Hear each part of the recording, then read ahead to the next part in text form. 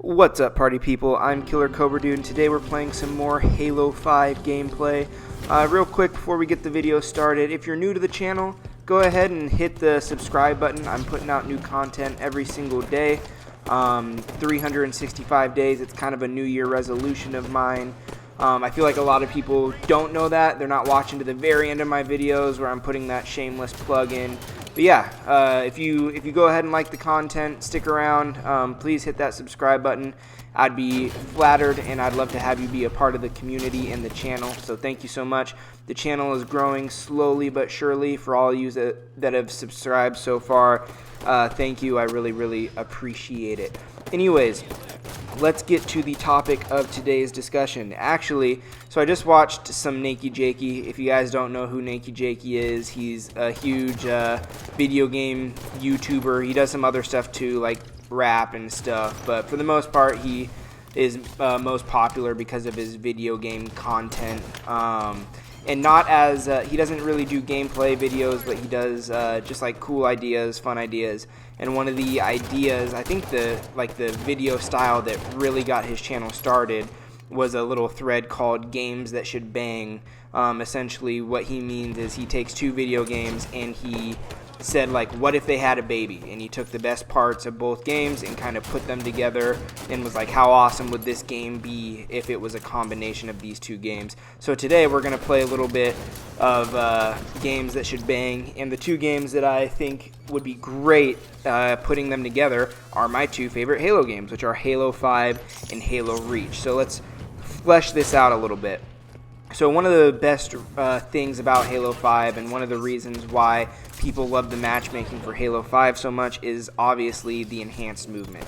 It's something that had never really been seen in Halo before.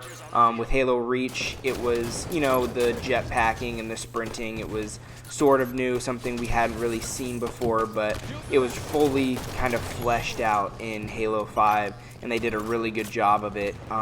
You know, it was just kind of the way games were going at the time, especially with Call of Duty and the advanced movement that was going on in Call of Duty, but I don't think any other game really perfected it as good as Halo 5 did. So that's going to be the piece that we're taking from the Halo 5, is that advanced movement, that thruster pack, the scrambling over ledges and stuff like that. And then when we're talking about Halo Reach, I mean, what makes Halo Reach unique? It's the armor abilities, right?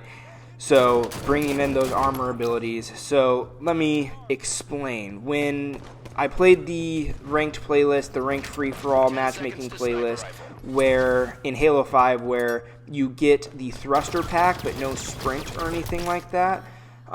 So I was thinking, how cool would it be if you didn't have sprint, but you did get the thruster pack, and you still got the armor abilities from Halo Reach? Because, you know, if you were to add the armor abilities into Halo 5 as it stands right now, that'd be a lot going on. You'd be able to sprint, you'd be able to thruster pack, and you'd be able to use an armor ability. And I don't even think there's enough controller or buttons on the controller to be able to let you do all that.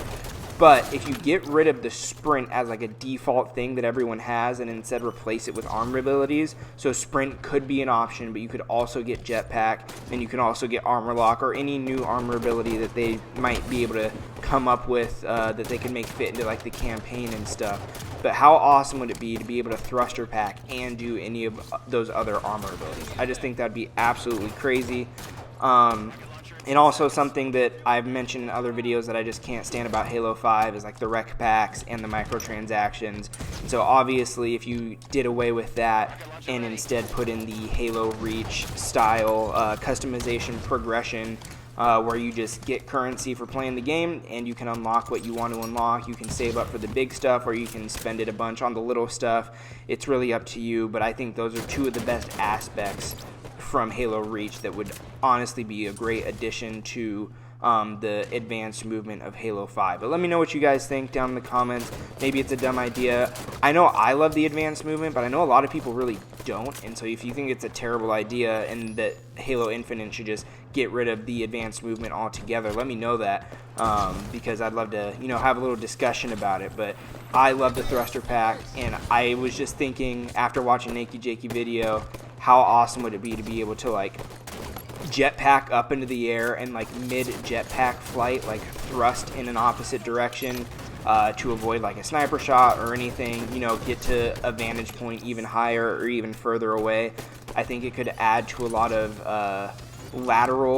more lateral movement in the maps, and you could make some really cool, you know, vertical maps. There's a lot of, you know, slight verticality in Halo 5 in terms of the map structure for matchmaking, but when compared to Combat Evolved and some of the other maps in previous Halo games, there's not all that much verticality. But I just think it would be really cool. Like I said, Halo 5 and Halo Reach are definitely my favorite Halos in the franchise. That's probably not the most popular opinion. I know people are diehard Halo 3 and Halo 2 fans, but you know, that's just my opinion. That's what I think, and so I think that if those two games were to bang and have a baby, I think it would be a pretty awesome game, pretty fun. I think everyone can agree with me when it comes to at least the customization progression for Halo Reach. I personally think it was one of the best progression systems and best customization systems in like any video game ever. So again, just an opinion, but let me know what you guys think down in the comments. So getting towards the end of the video, like I said, go ahead and hit that like button if you like the content. Hit the dislike button if you didn't like the content, so I know, and leave a comment telling me what you think I can do better, what you think I can switch up a little bit. But yeah, thank you so much for coming out to the video, guys. Really appreciate it. Hope you all have a good one. See ya. Game over. Victory.